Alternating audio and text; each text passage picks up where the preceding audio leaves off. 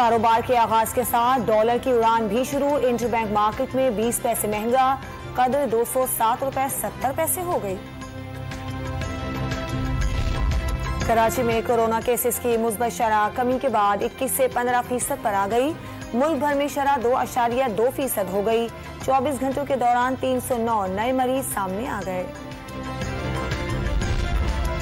Senate election video scandal में फौजदारी मुकदमा दर्ज करने के हुक्म के खिलाफ पीटीआई रुकन असम्बली फहीम खान की दरखास्त मुस्तरद। इस्लामाबाद हाई कोर्ट ने इलेक्शन कमीशन का फैसला दुरुस्त करार दे दिया।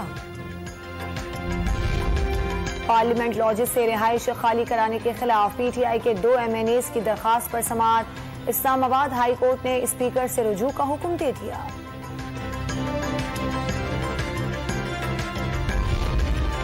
उस्मान बुज़दार सिक्योरिटी के लिए खटारा गाड़ियां मिलने की शिकायत लेकर लाहौर हाई कोर्ट पहुंच गए।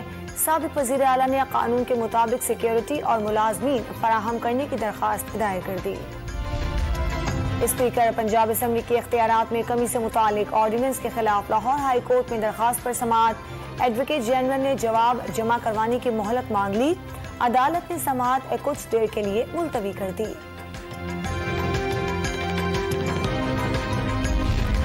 वजीर आजम आज गवादर का दौरा करेंगे। आला सतह इजलास में वजीर आजम को गवादर में जारी तरक्याती मंसूबों और अमन अमान की सूरत हाल पर ब्रीफिंग दी जाएगी। शहबाज शरीफ माहीगीरों से भी मुलाकात करेंगे। कराची के हल्के NA 245 पर कागजात नामजदगी जमा कराने का आज आखिरी दिन। पोलिंग स्टेशन के अंदर और बाहर फौज और रेंजर्स की तैनाती के लिए रिटर्निंग अफसर ने इलेक्शन कमीशन को खत लिख दिया। अफगानिस्तान में जलजले के 8 जख्मी, वाना के अस्पताल मुंतकिल। पिशावर से डॉक्टर्स और नीम तिब्बी अमले की टीम भी अफगानिस्तान रवाना। मुतासरीन के लिए 16 ट्रक इमदादी सामान लेकर शिमाली वजीरिस्तान पहुंच गए। और मुल्तान इंतजामिया का मुख्तलिफ बाजारों में क्रैकडाउन। औकात कार की खिलाफ वर्जी पर 30 दुकानें और 10 होटल सील कर दिए।